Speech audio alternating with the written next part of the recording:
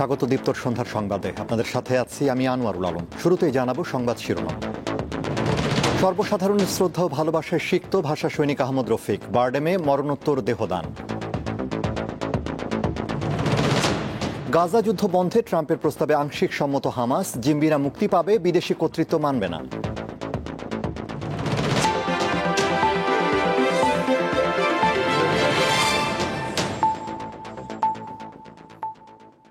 এবারে বিস্তারিত। সর্বসাধারণের শ্রদ্ধা ও ভালোবাসায় সিক্ত হলেন ভাষা সৈনিক আহমদ রফিক। কেন্দ্রীয় শহীদ মিনারে তার কফিনে শ্রদ্ধা জানান সব শ্রেণী পেশার মানুষ। মৃত্যুর আগে তিনি চিকিৎসা গবেষণায় ব্যবহারের জন্য দেহ দান করে গেছেন। শ্রদ্ধা নিবেদনকারী জানান, নিষ্ঠাবান লেখক ও গবেষক হিসেবে আহমেদ রফিকের জীবনযাপন ছিল অনন্য। তিনি ন্যায়ের পক্ষে থেকে মানুষের মুক্তির জন্য আজন্ম কাজ করে গেছেন।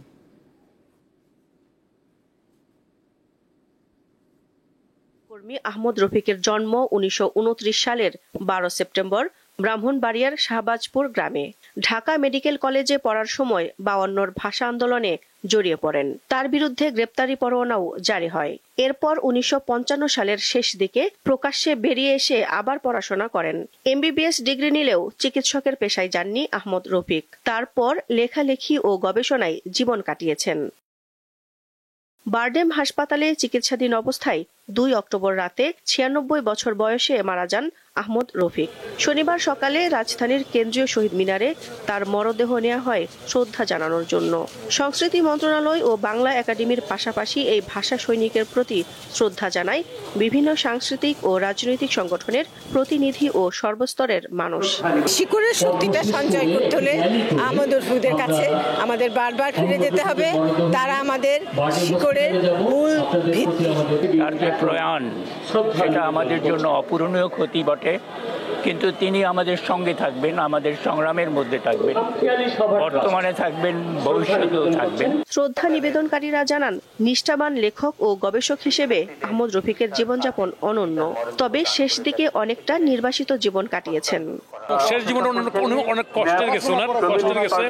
আমরা কেউ ওনার খোঁজ খবর নিতে পারিনি, এটা হলো বাস্তবতা। তারপরে উনি দেশের জন্য, সমাজের জন্য উনি শেষ মুহূর্ত পর্যন্ত উনি কিছু করার চেষ্টা করেছেন। এটাই হলো ওনার কৃতিত্ব। নতুন প্রজন্মের একটা বড় সমস্যা হচ্ছে হঠাৎ বাংলাদেশ তারা মনে করে। তো বাংলাদেশ হঠাৎ না, দীর্ঘ লড়াইয়ের মধ্য দিয়ে হয়েছে, এ ধরনের মানুষের আত্মত্যাগের মধ্য দিয়ে হয়েছে। এবং তাদের যে দৃঢ়তা, এটাই বোধহয় অন্যতম বিষয়। নতুন প্রজন্মকে এটা বুঝতে হবে, শিখতে হবে। ভাষা আন্দোলনের অন্যতম স্তম্ভ এখন আমাদের মাঝ থেকে হারিয়ে গেলেন। আজীবন তিনি নিভৃতচারী, কখনো ব্যক্তিগত লোভ, লালসা, স্বার্থ সুবিধার সেদিকে উনি যাননি। আজীবন লেখালেখিতে মগ্ন আহমদ রফিক 21 পদক, বাংলা একাডেমি পুরস্কার, রবীন্দ্রত্বাচার্য উপাধি সহ অনেক সম্মাননা পেয়েছেন। মৃত্যুর আগে তিনি চিকিৎসা গবেষণায় ব্যবহারের জন্য বারডেম হাসপাতালে মরণোত্তর দেহদান করেন। দিলশা দানি, দীপ্ত সংবাদ, ঢাকা। ইসলামী জ্ঞানকে কোরআন হাদিসের আলোকে জাতির জন্য কাজে লাগাতে হবে বলে জানিয়েছেন জামায়াতে ইসলামীর আমির ডাক্তার শফিকুর রহমান। শনিবার রাজধানীর মগবাজার আল ফালা মিলনায়তনে কেন্দ্রীয় উলামা কমিটির উদ্যোগে দেশের বিশিষ্ট দায়ী ও ওয়াইজ সম্মেলনে তিনি কথা জানান। ডাক্তার শফিকুর রহমান বলেন, সাম্প্রদায়িক সম্প্রীতির অনন্য উদাহরণ বাংলাদেশ। তবে স্বাধীনতার এত বছরেও একটি মানবিক সমাজ গঠন হয়নি। এক্ষেত্রে জাতিকে ওলামাদের পথ দেখাতে হবে।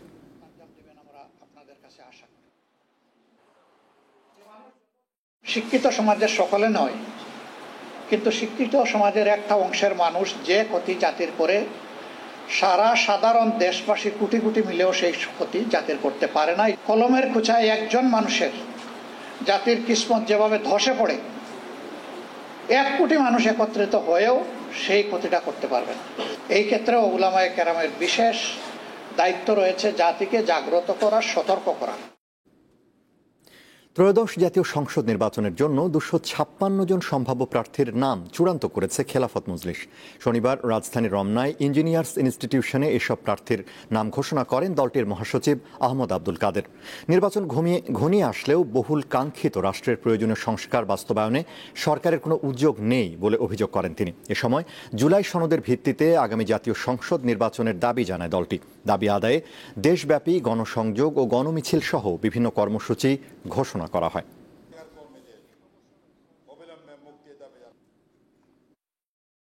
জুলাই জাতীয় সনদ 2025-এর ভিত্তিতে ত্রয়োদশ জাতীয় সংসদ নির্বাচন অনুষ্ঠান করতে হবে। আমরা আগামী মাহে রমজানের আগে নির্বাচন দেখতে চাই। এ লক্ষ্যে 3 সঙ্গে আমাদের নির্বাচনের প্রস্তুতি চলছে। ইতিমধ্যে সারা দেশে খেলাফত মজলিসের 256 জন সম্ভাব্য প্রার্থীর নাম ঘোষণা করা হয়েছে। জামায়াত যাদের নিয়ে আন্দোলন করছে ও বক্তব্য দিচ্ছে দ্বাদশ সংসদ নির্বাচনে তাদের ভূমিকা কি ছিল, এমন প্রশ্ন তুলেছেন বিএনপির স্থায়ী কমিটির সদস্য সালাউদ্দিন আহমদ। শনিবার এনডিপির 37তম প্রতিষ্ঠাবার্ষিকীর অনুষ্ঠানে তিনি আরও বলেন, পিআর নিয়ে যারা আন্দোলন করছে তারাই নির্বাচন বিলম্ব ও বানচালের অপচেষ্টা চালাচ্ছে। আমরা স্পষ্টই দেখতে পাচ্ছি বাংলাদেশের রাজনীতির ময়দানে এবং নির্বাচনে অস্থিরতা সৃষ্টি করার জন্য, বাংলাদেশের আগামী জাতীয় সংসদ নির্বাচনকে বিলম্বিত করার জন্য এবং পারতপক্ষে বানচাল করার জন্য যে শক্তি কাজ করছে তার পক্ষেই এই রাজনৈতিক দলটি কাজ করছে বলে আমাদের সন্দেহ। কারণ বাংলাদেশে যদি নির্বাচন বিলম্বিত হয় তাহলে ফ্যাসিবাদের উৎপাত হবে আবার।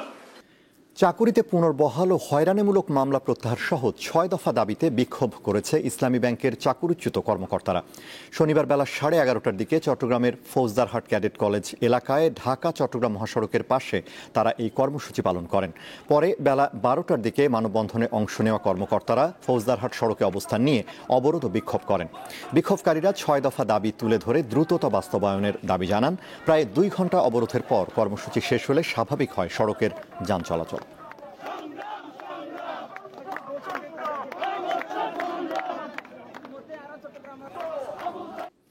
হবিগঞ্জের শায়েস্তাগঞ্জে বিএনপি নেতাকে চাঁদা না দেওয়ায় রেলওয়ে সুপারমার্কেট ভাঙার ষড়যন্ত্রের প্রতিবাদে মানববন্ধন করেছেন ব্যবসায়ীরা। শনিবার উপজেলার দাউদনগর বাজারে এই মানববন্ধন কর্মসূচি পালন করেন তারা।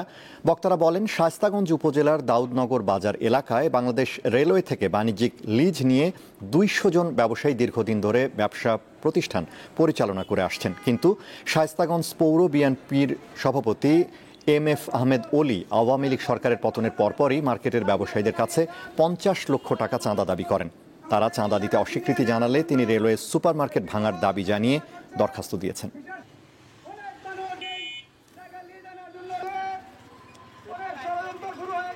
গাজা প্রসঙ্গ।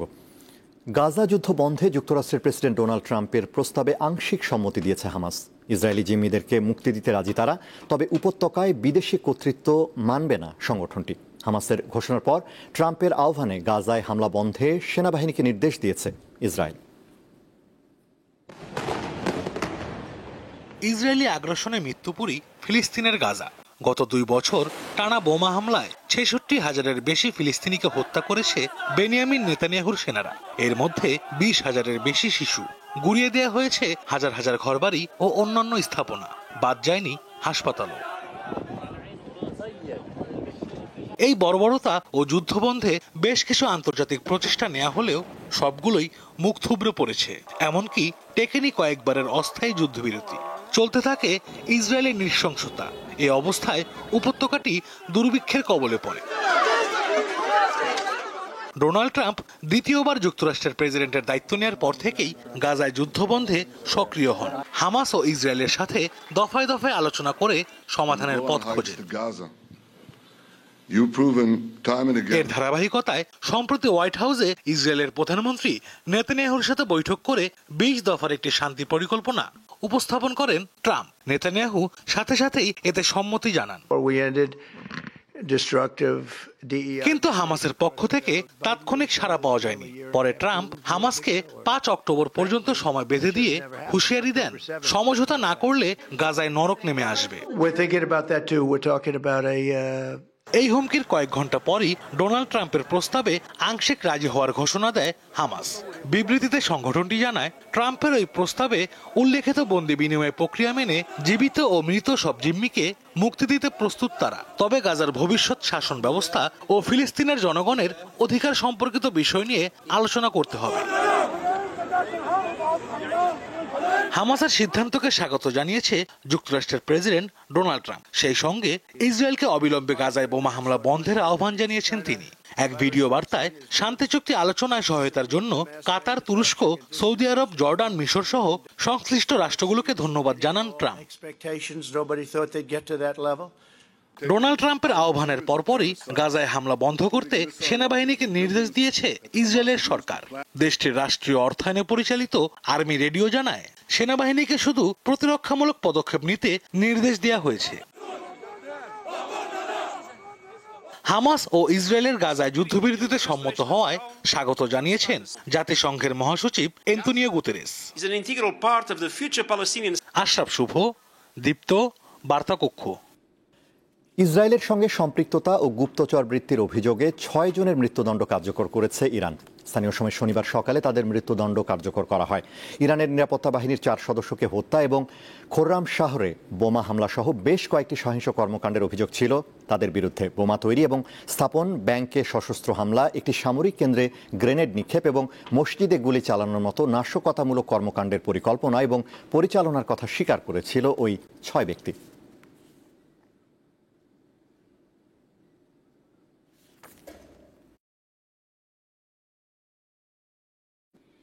শেষ করব দীপ্তর সন্ধ্যার সংবাদ, তার আগে সংবাদ শিরোনামগুলো জানাবো আরও একবার। সর্বসাধারণের শ্রদ্ধা ও ভালোবাসায় সিক্ত ভাষা সৈনিক আহমদ রফিক, বারডেমে মরণোত্তর দেহদান।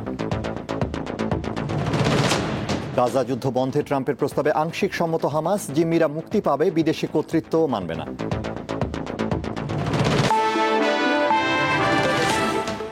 এই ছিল এখনকার মতো। আমাদের পরবর্তী দীপ্ত সংবাদ রাত 11টায় দেখার আমন্ত্রণ। এছাড়া আরও তথ্য বিনোদনের খবর পেতে যুক্ত থাকুন দীপ্তর ডিজিটাল প্ল্যাটফর্মগুলোতে।